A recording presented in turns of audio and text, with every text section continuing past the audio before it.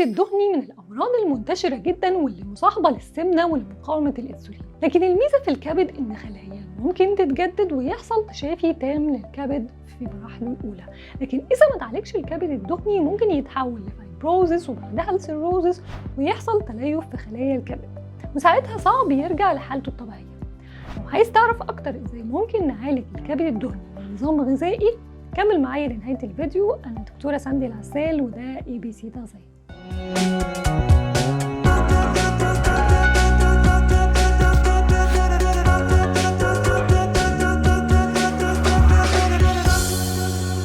من وظائف الكبد إنه بيخلص الجسم من السموم والكيماويات اللي في الأدوية واللي في المواد الحافظة والمبيدات اللي بتوصل لنا من الأكل، وبيكون العصارة الصفراوية المسؤولة عن هضم الدهون وفي تكوين الإنزيمات والهرمونات وفي هضم الكربوهيدرات والدهون وفي معظم وظائف الجسم. فخلينا نعرف إزاي بيحصل الكبد الدهني. إحنا لما بناكل كمية كبيرة زيادة عن احتياجاتنا من الطعام، الكبد بيخزنها في صورة دهون في الخلايا الدهنية، ولما الخلايا دي مبيبقاش فيها مكان تاني للتخزين فبتتخزن في الكبد.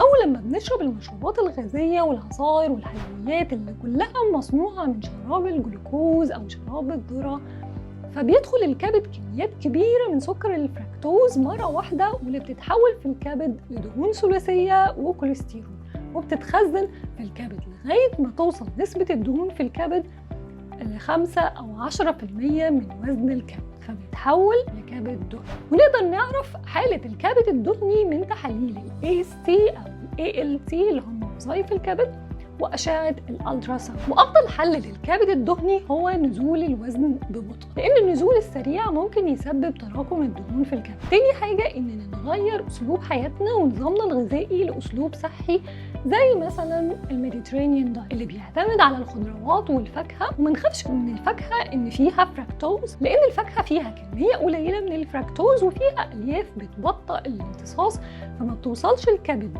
بسرعة ولا بكميات كبيرة زي العصير، فممكن الكبد يقدر يتصرف في كمية الفركتوز القليلة دي وما يخزنهاش بشكل دهون. ونبعد عن الحلويات الجاهزة والمشروبات المحلاة والمعجنات، لأن هي دي مصدر سكر الفركتوز واللي بيدخل الجسم بكميات كبيرة.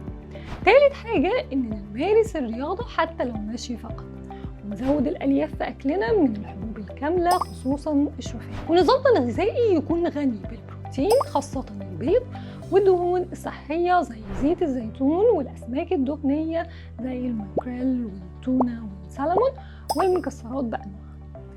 لو عايز تعرف أكتر عن أفضل أكلات لصحة الكبد، هسيب لكم لينك الفيديو في الكومنتات.